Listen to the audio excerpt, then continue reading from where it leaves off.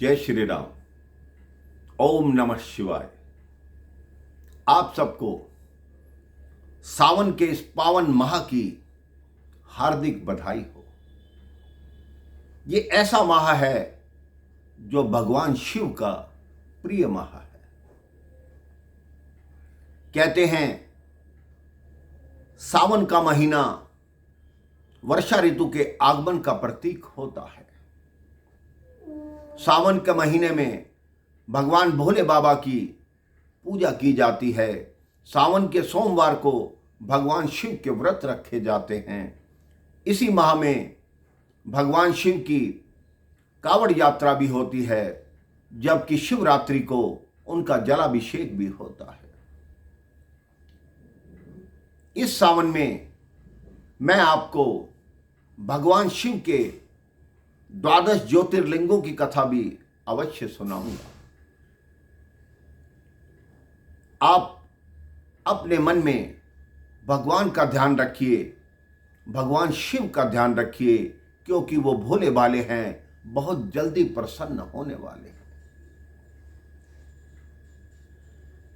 कई लोग आपस में बात करते हैं कि कोई व्यक्ति अपना सब कुछ भगवान पर छोड़ देता है तो उसका क्या हाल होता है, क्या दशा होती है। इसकी एक छोटी सी कथा मुझे याद आ रही है। एक व्यक्ति बाजार फल खरीदने गया।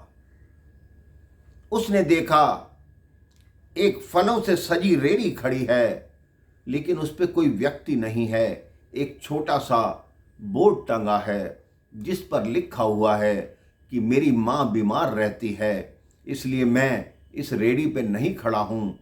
आपको जो भी फल लेने हैं आप फल ले लीजिए और जो पैसे लिखे हुए हैं वो पैसे रख दीजिए। अगर आपके पास पैसे नहीं हैं तो आप मुफ्त में भी ये फल ले जा सकते हैं। मुझे बार बार अपनी बूढ़ी माँ, बीमार माँ को देखने के लिए घर जाना पड़ता है। उस व्यक्ति ने बड़े आश्चर्य से देखा कि ये क्या करिश्मा है, ऐसा कैसे हो सकता है, कोई ऐसा कैसे कर सकता है।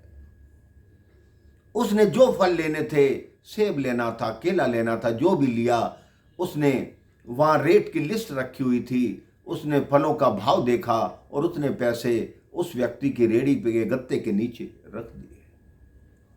लेकिन ये बात उसके दिमाग में घूम रही थी कि कोई अपना सारा कारोबार ऐसा छोड़कर कैसे जा सकता है।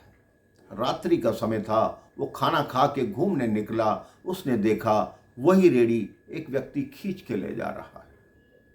वो उस व्यक्ति के पास चला गया। उसने देखा बिल्कुल गरीब व्यक्ति था, कपड़े फटे हुए थे। उसने पूछा, आप अपनी रेहड़ी ऐसे छोड़कर चले जाते हैं, आपने लिखा कि मेरी माँ बीमार है, जितने पैसे बनते हैं आप रख दीजिए। वो कहता है, साहब बिल्कुल सही बात है, मेरी माँ बीमार है, मेरी माँ का मेरे अतिरिक्त कोई है नहीं, मेरी पत्नी है नहीं, बच्चे हैं नहीं, मैं केवल माँ की सेवा करता हूँ, सारा दिन मैं माँ के पास रहता हूँ। 2 वर्ष पहले की बात है, मेरी माँ ने कहा मेरी ऐसी आयु हो रखी है, अब तुम घर पे रहा करो। तो मैंने कहा, माँ मैं घर पे रहूँगा तो हम रोटी कहाँ से खाएंगे। तो माँ ने कहा, तुम फलों का काम करते हो, अपने फल की रेहड़ी लगाकर बाजार में छोड़ आया करो। अगर भगवान ने तुम्हारी किस्मत में लिखा होगा तो तुम्हें पैसे अवश्य मिलेंगे।